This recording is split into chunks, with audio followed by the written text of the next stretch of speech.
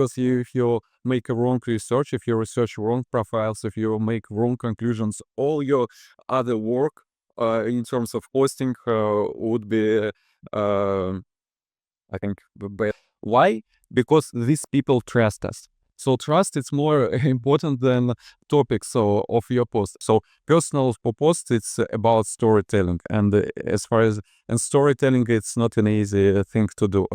Any social platform, they're interested in one metric more than another. It's how much people spend time on their platform.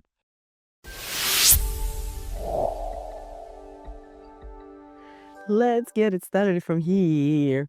Welcome back to our podcast From Zero to LinkedIn Hero. I'm your host, Ravila Renata, founder of Copostly, or a product-led agency that helps B2B founders to get leads and create content on LinkedIn, to be seen, drive new partnerships, leads, and so on and so forth. And today we have a special guest, Nikolai Golos. He's a growth and product lead at Y Combinator startup Fluently. And he managed to create more than 60 million impressions in 2025, just within a year with 3 accounts on LinkedIn. So here we go. Let's start. So first of all, I have a question. What inspired you, or what influenced you to choose LinkedIn as one of your platforms to promote the product? So actually, back into 2024, I was Fluently was a startup at the super early stage. It means that we don't have almost new users, but to iterate on the product to improve its quality, we need some new users each week, because we made these product cycles. We attract new users. So we made some product improvements. We personally onboarded users into our product to understand how did it become better or not. Then we made some conclusions, some changes, some product changes again, and we had to attract new users again just to launch one more product cycle. And so we understood, as an early stage startup, it would be super expensive for us to attract such users via paid channels. So we needed something different from Meta or TikTok ads advertisement. So that's why I thought about other marketing channels, and one day I understood that when our founder Yuri posts something on LinkedIn, we saw in our analytics small user spike. And I suggested him just why not to post on LinkedIn a little bit more regularly. I saw there are some viral posts. Maybe if you post once or 2 or 3 times per week, we will attract such users into our startups via LinkedIn. This was the beginning, actually. So we just needed new users to make this product improvement cycles. Okay, that's interesting, especially considering the fact that I would say your product is more B2C, right?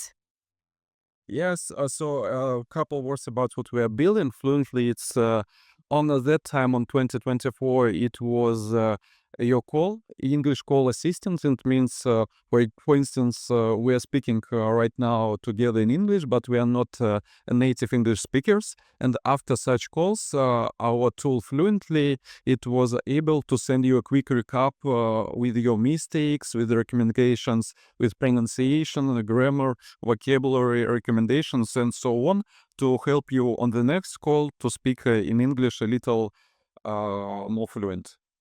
Yeah, that's amazing. I think very practical tool. And I'm just thinking, usually, let's say LinkedIn is more well known for like B2B, right?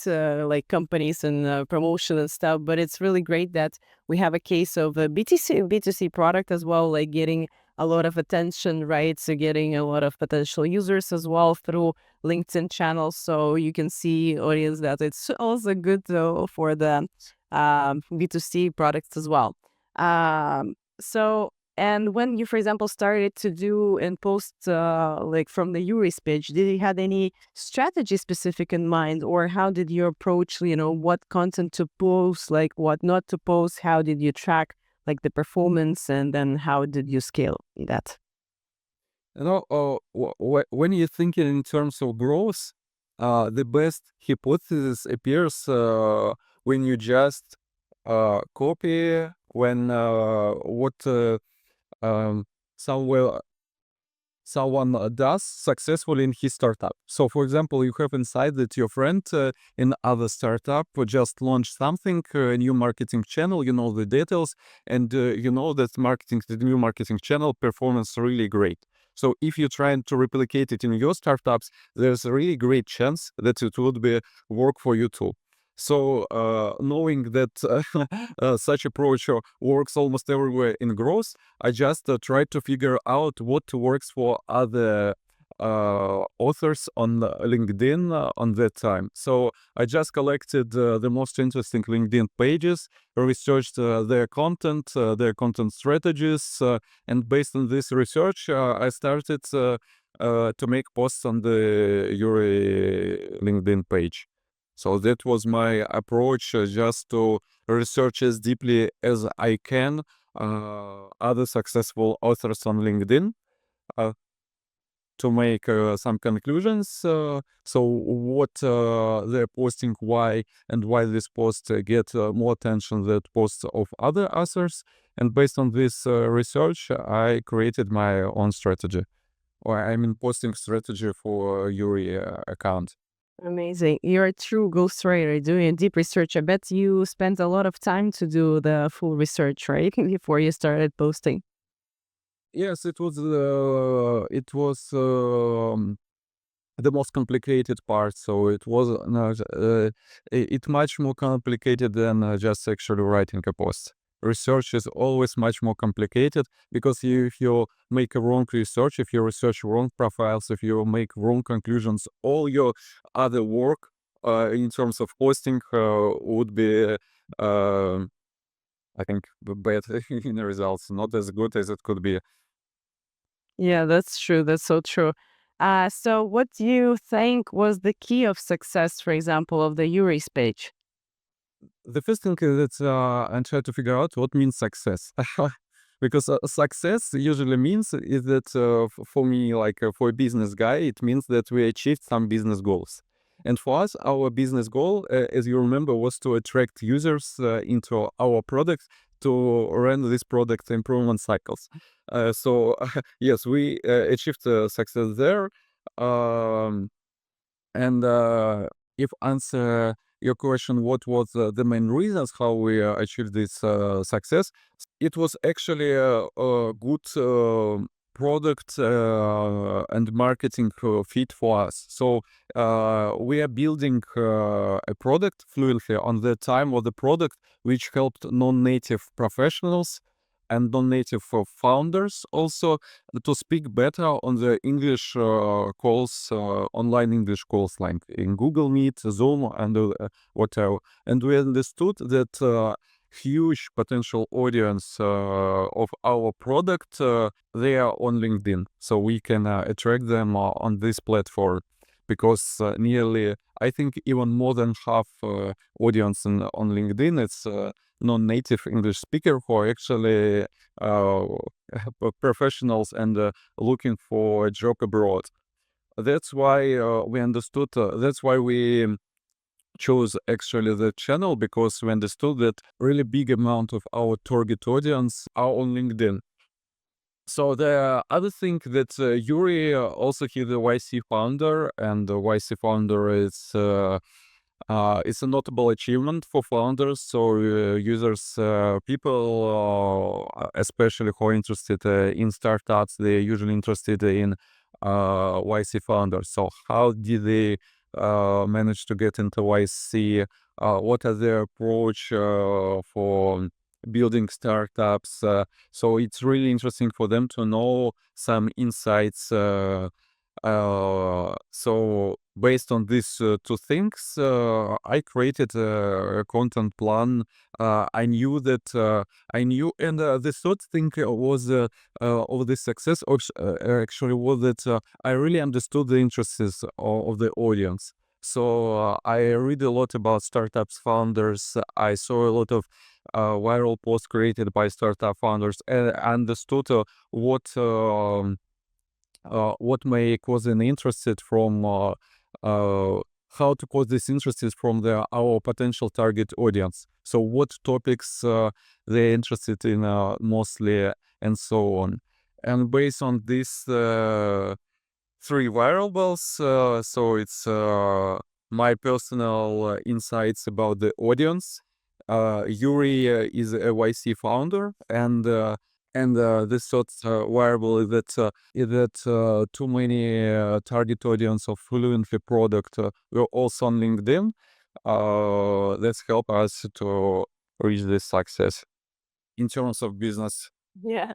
Yeah, great summary. Actually, yeah, I wanted to highlight also, let's say titles and results that you got. I think it's really helps with building the trust as well, right? As you mentioned, he's a YC recommender, like, part of it. And also, I saw that in posts like you raised $6 million, right? No, you raised $2.5 million, and then you managed to get to 6 million RR.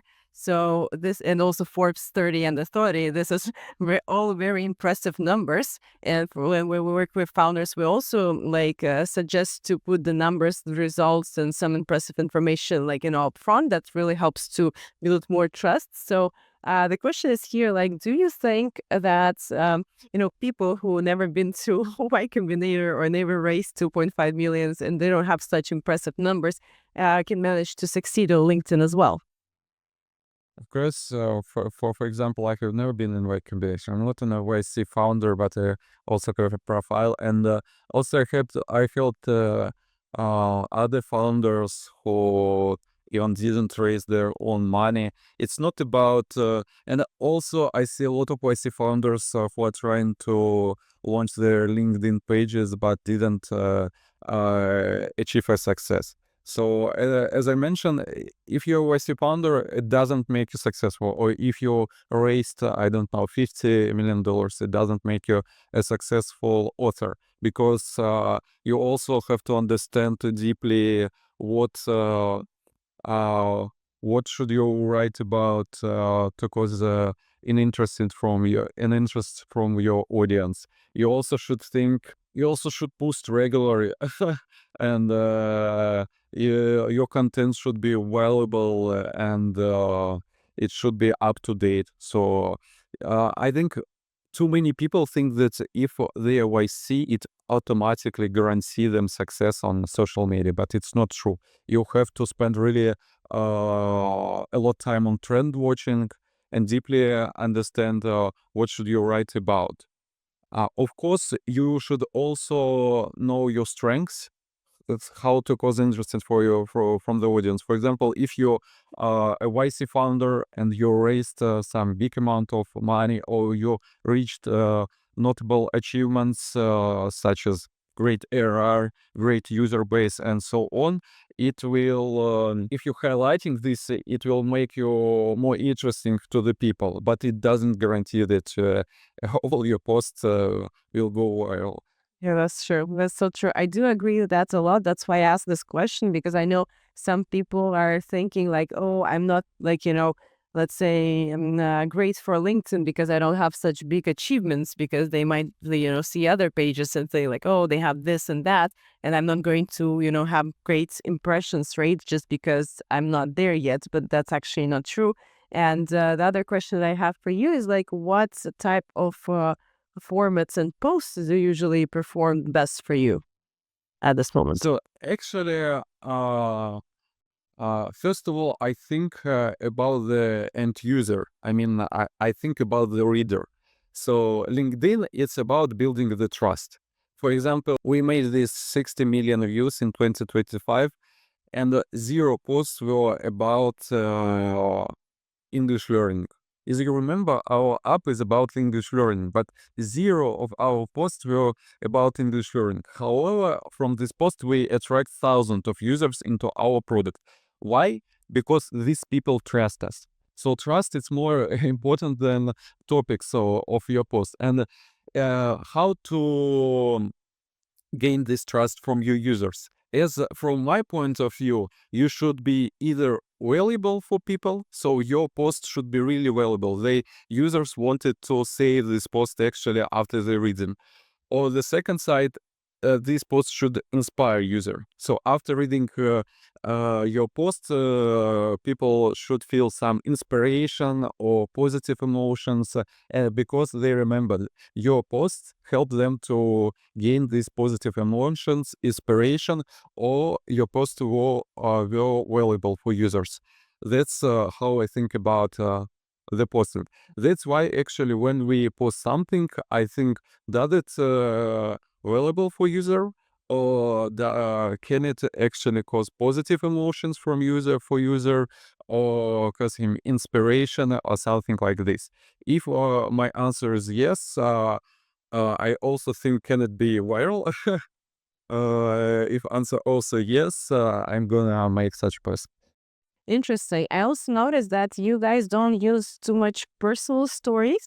I mean, sometimes in terms of, I guess, the formatting, right, that you use, that, for example, I noticed like, let's say my life in 2020, my life in 2025 or 26, right? The comparison, especially, it works great when you add like an image from the past and now, right? So to see also different and resonate. But you don't do much of like just stories, like what happened last like, week, like, or maybe like, let's say New Year's resolution or New Year's like summary or whatever, right? Personal for stories, they have high viral potential. They really convert good into a product, but personal stories, it's actually really hard to create such posts.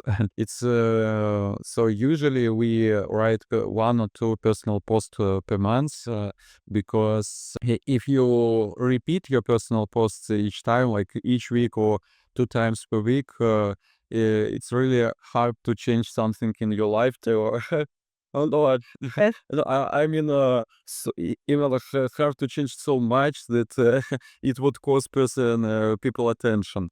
That's why, and you also have to understand actually what write about. So you can't write each time about what happens to me in 2020 what did you achieve in 2025. You should each time find new formats, find new ideas, find new this storytelling actually. So personal post, it's about storytelling, and as far as and storytelling, it's not an easy thing to do.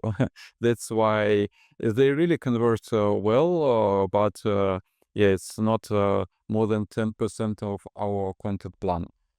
That's true. Also, I think it's harder to get it from the founder, right? For example, if you do the content, for example, for Yuri, right? It's just like he might be very busy, like, to get some time and like ask the question and get information sometimes might be a challenge. Even I can feel the struggle to writing a personal post for my own. Like it's sometimes like, okay, what I write about, like, trying to extract even the information from my own head, sometimes really hard. But if something happens to me, like for example, one of the great posts of the last year for me was when I got a rejection from the UK visa. And that actually spiked a lot of attention, even though it was very personal, not related to my, work or whatever. But I actually got a lot of traction from there. And I even got recognized from this post on the conferences because they saw this post and like they resonated with this, like with the struggles of the visas, and they even approached me, and there were like potential leads. So even something very abstract, as you mentioned, right, not talking about the English learning at all, can gain the trust and the audience to your products, which is very interesting at the insight. And I think we talked a little bit about it, and I just wanted to highlight that, as I understand, you are leading right now 3 pages of Fluently, and altogether you have around 212,000 followers for 3 pages. And for the last year, you generated more or less, like, let's say, 800 posts, right, in 2025. And this 800 posts gave you around 6 million. No. We wrote less than 800 posts, much less. Yeah, 600. I think 600. Yeah, Okay. like this. Okay, let's say 600 gave you 60 million impressions on LinkedIn. Yeah, something like this. This is impressive, amazing. And as for now, like, what is best performer for you? Like, what type of content? Is it like, as you mentioned already, something that inspires or like maybe provides some value? But I also see that, for example, you're sharing some news, right? So on the pages, and that works well for you. So actually, I don't care a lot about this because I don't care about the most successful formats or something like this because they're changing every time.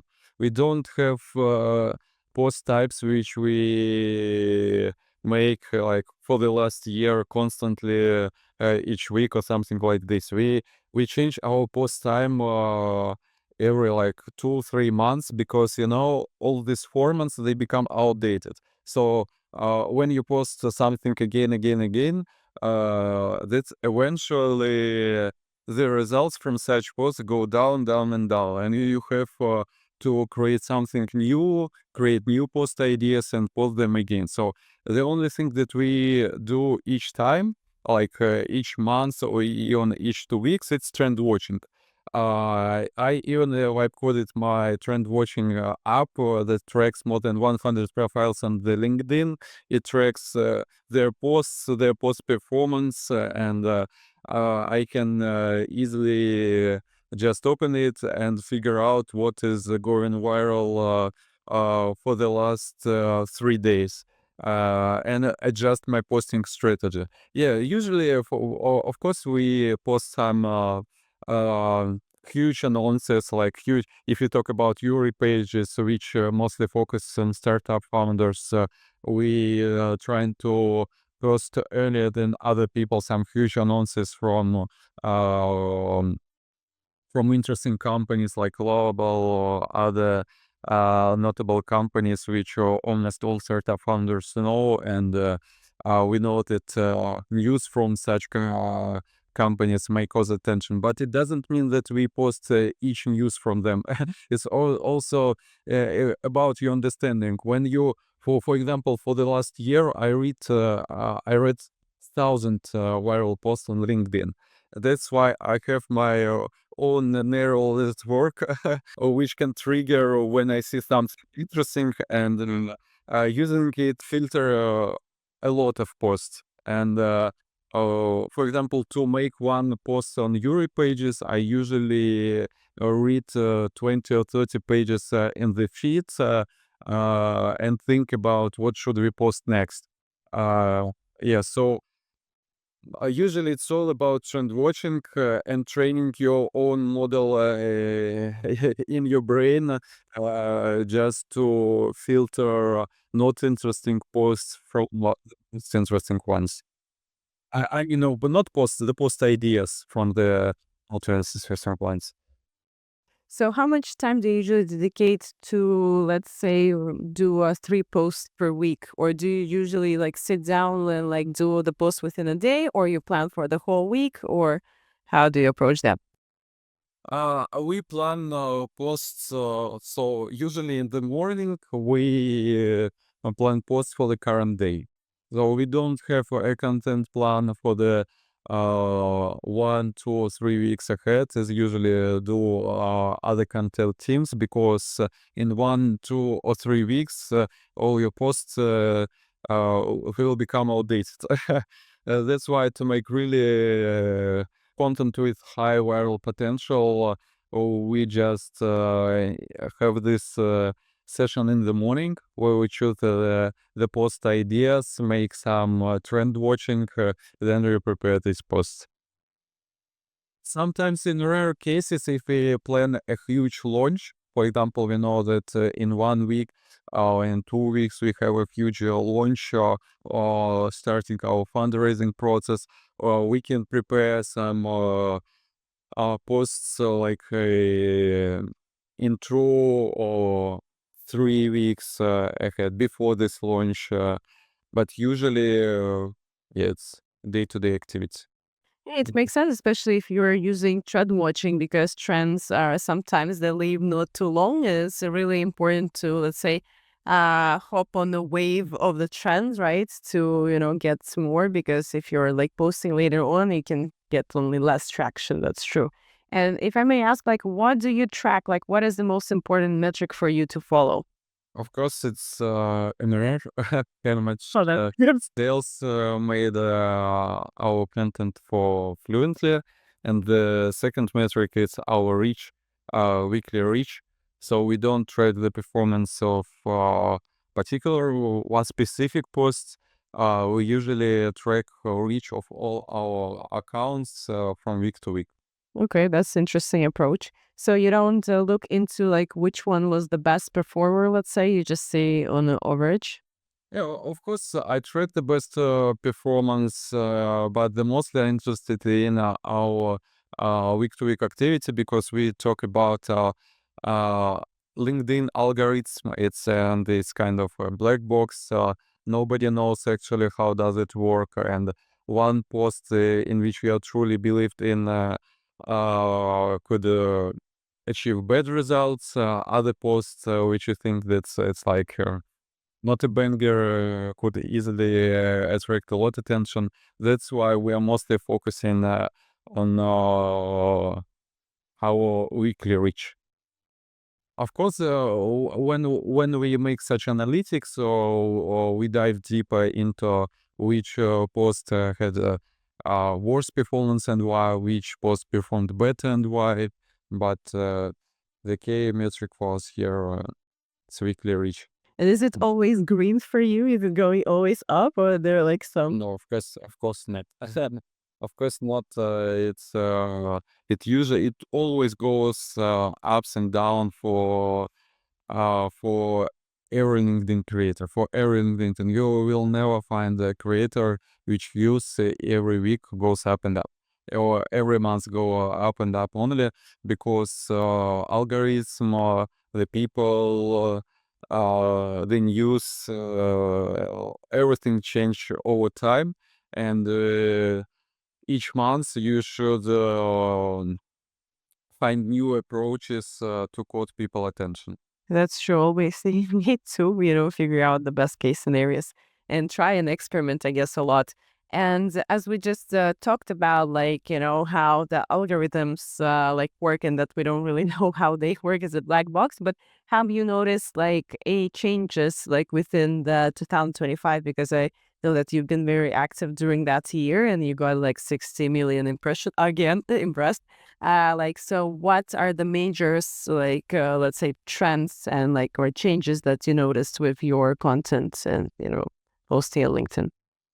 No, I find this all these algorithm reports almost useless because people, especially who post these researches, they almost have no idea about how actually algorithm works. They have only guesses. So usually, I noted in 2025 only one thing that LinkedIn really tried at the end of 2024 and then at the beginning of 2025 to push the video content. But it eventually it finished. They don't push video content as I see anymore. And uh, all other things I don't care. I know from my point of view that LinkedIn, as any social platform, they interested in one metric more than another. It's how much people spend time on their platform. So I care about. That's why I care a lot how to increase time which people spend on my post in average. That's metric I am trying to improve, and I see that it's the most core metric which can actually significantly can boost your results. Is to think not about likes, reposts, comments, and so on, but actually how to make how to improve this variable. I mean, LinkedIn showed you post to let's make 500 people, how to increase average time which people spend, these 500 people spend on your posts. For sure. I did notice though that usually now I think performance of the posts, let's say, performs more than just like, let's say, a day or two. Because even like if you scroll your feed, you can see the post like dated like 3 weeks ago.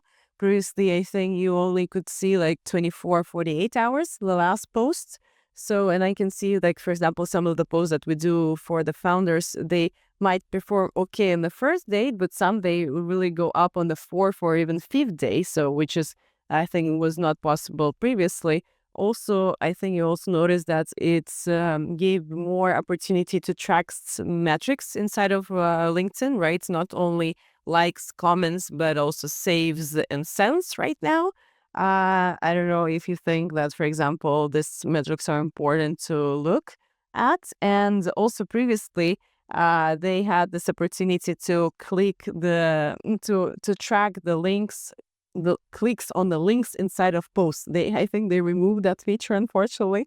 It was a very short period of time that they can track. You can still track the link clicks. Yeah, if you have a premium account and you have the links there at every post, you can see that, but not like anymore. Like track the metrics of the links inside of the posts, which I think really great for the funnel. That's right. So they had this experiment where they showed clicks on the links, but I don't know why they decided to remove this stats Yeah, from the accounts. very strange. Okay, I have a last kind of question for you. So, any tips and tricks to share to improve the LinkedIn performance to our audience? So I think actually the most interesting part for people is how actually start posting on LinkedIn and how to achieve some results there. And if we return back into 2024, when I only started to post on LinkedIn, and I mentioned I made actually three things. So first of all, I made this. I just collected the most interesting authors for me. The second thing, I collected the most viral and interesting posts of these authors. And the third things, I group these posts into different topics and tried to actually understood why this post gone viral. Was it because there was really great content, really valuable content inside this post? Was it because this post caused positive emotions? Was it because the author was like a big influencer? For example, each post of Bill Gates is going viral, but not because he is writing something great, but just because he's Bill Gates.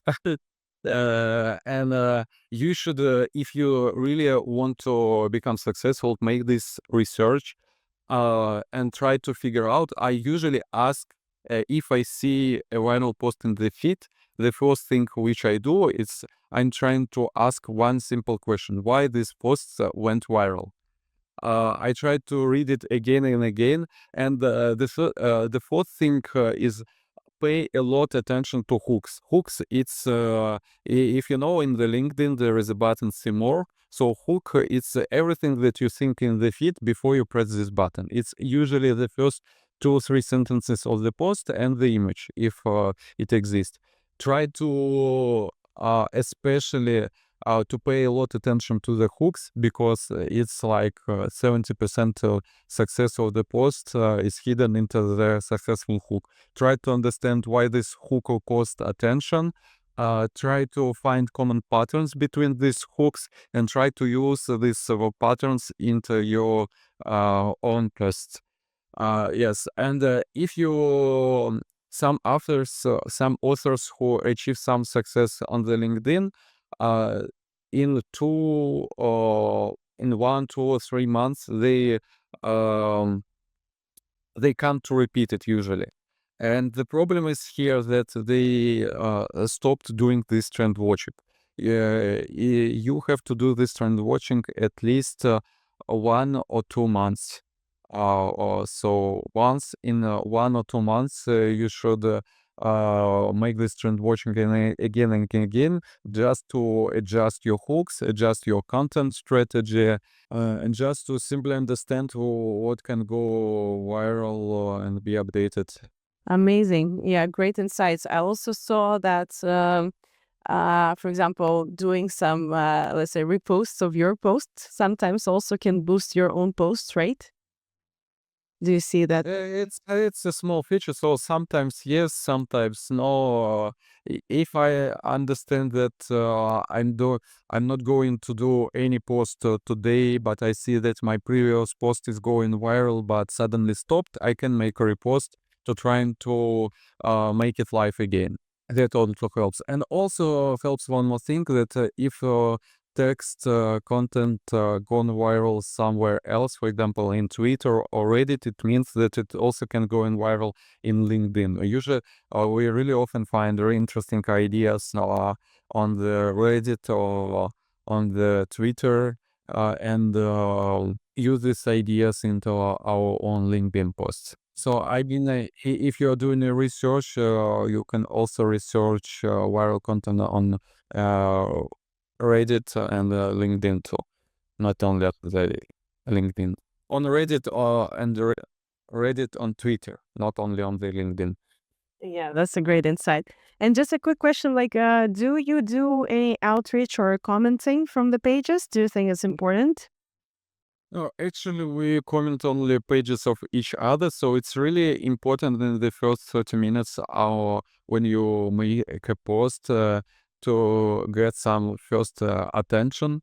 So that's why from our other pages, if we made a post from one of our pages, from other pages, we're trying to find this post in the feed, leave some comments, leave a reaction, and during the first half an hour, from the author page, we usually answer to the all comments, just to get this initial engagement boost. Okay, awesome. But you don't really go to other pages and comment on them to get attraction. Yeah, usually we don't have time for this. That's true. That's true. So it's great that it's possible to have such reach and growth even while only, doing your own things and concentrating on the content. Let's say that. Okay, thank you very much, Nikolai, for sharing your insights and approach. I think was very valuable for our guests, and I hope to see you soon. Ooh, Thank you too. Bye bye. bye bye.